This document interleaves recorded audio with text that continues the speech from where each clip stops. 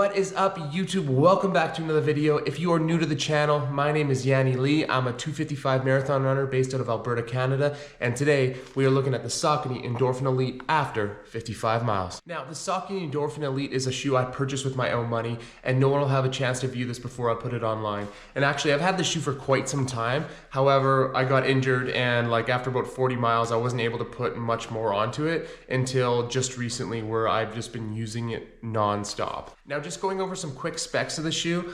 This is Saucony's new Power Run HG foam, and this is the first time they've used this. Now, there's 35.5 millimeters in the heel and 31.5 in the forefoot, meaning that there is an 8 millimeter drop. And there is a plate in here as well, and it's forked at the toe, so there's 4 little prongs that it kind of slots off into. In terms of geometry of the midsole, it is Saucony speed roll technology. However, it is quite more aggressive, as you can see the toe spring right there.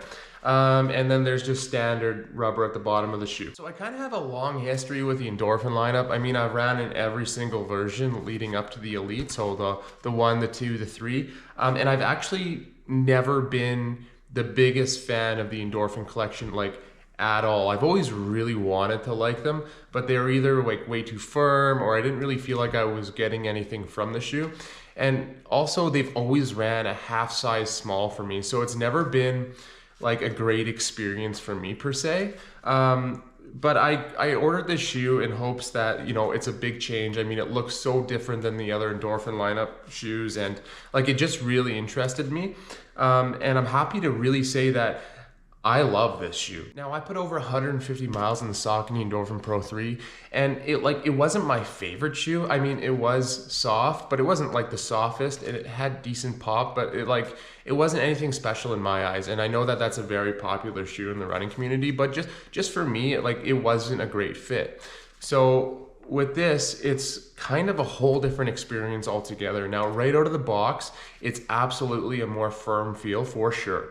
Not as firm as the Endorphin Pro 1 or 2 though, but as I've continued to run in this shoe, it feels like it hasn't broken down, it's broken in, and I'm getting a lot more propulsion, a lot more pop, and it's even getting a little bit more soft as I continue to run. So as the miles continue, this shoe kind of continues to get better for me. In terms of usage for the Saucony Endorphin Elite, I mean, I've taken this over every distance, all different workouts, threshold, tempo, marathon pace, half marathon pace, 5, 10K.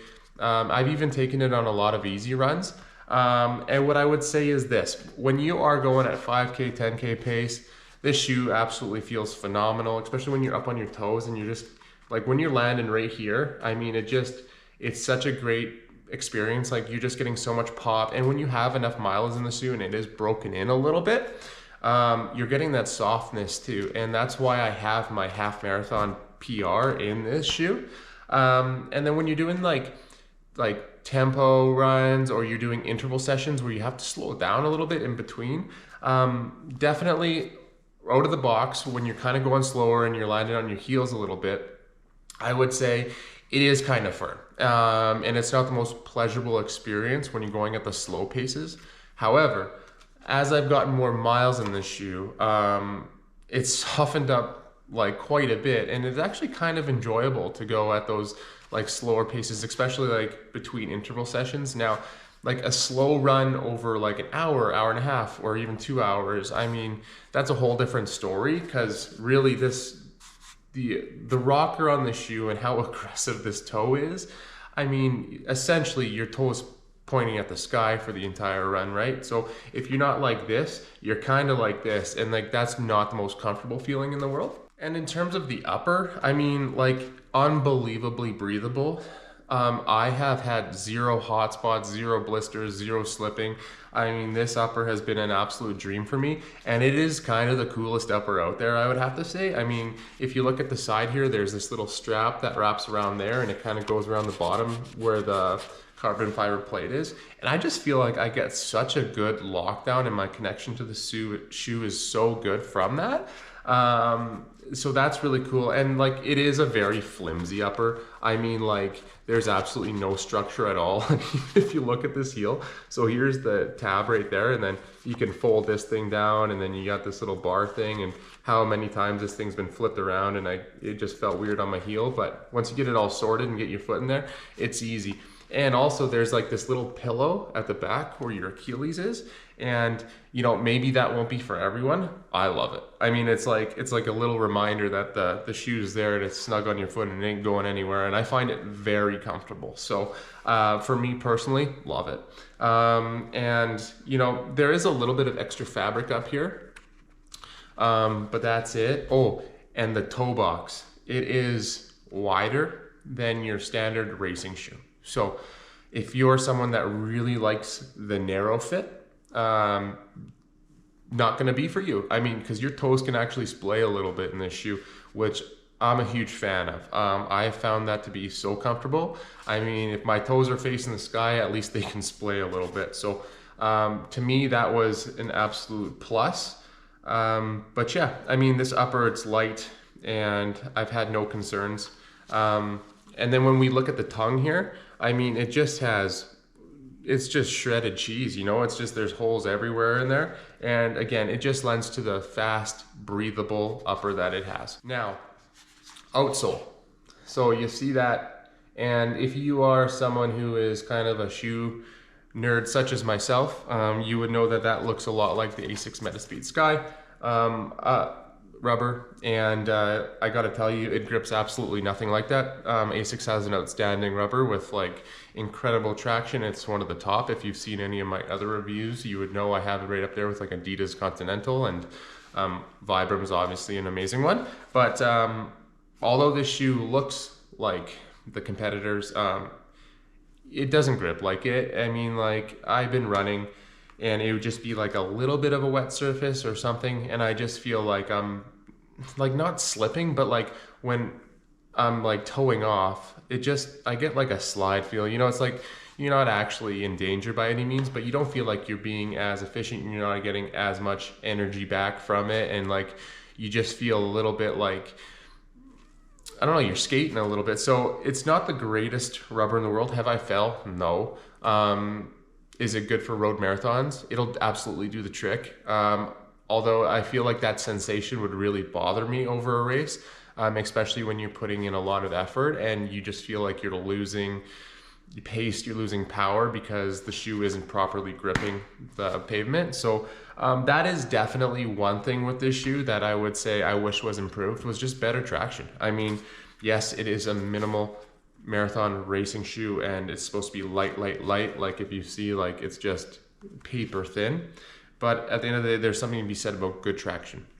And there's something to be said about feeling secure that when you are putting that power into the ground and you're toeing off and you're kicking, you know, you're getting the best bang for your buck and you're getting a lot of return. And although the foam lends itself to that, like 1,000,000,000%, the rubber, not so much. And last, talk about the durability. So I have just over 50 miles, like around 60-ish.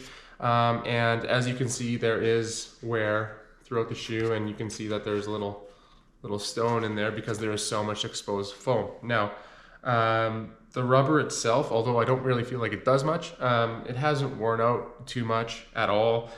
Yeah, the foam has some like surface wear and a little bit of like ripping like that, but you know what, I would have to say that it's just cosmetic, because I'm just continuing to get more and more out of this shoe. So really, I don't have any concerns. I mean, it is a white foam, and when you put white on pavement, you're going to get discoloration, and when you have exposed foam like this, you're going to get a little ripping, especially if you're doing like slower pace and you're not like always on your toe on this part, which I wasn't. I was testing this at all paces. So you know what, like, with that being said, that's totally okay with me. I'm fine with the cosmetic piece because this midsole continues to feel better and better every time I run in it. So I would safely say that I have 100 more miles left in this shoe, like, for sure.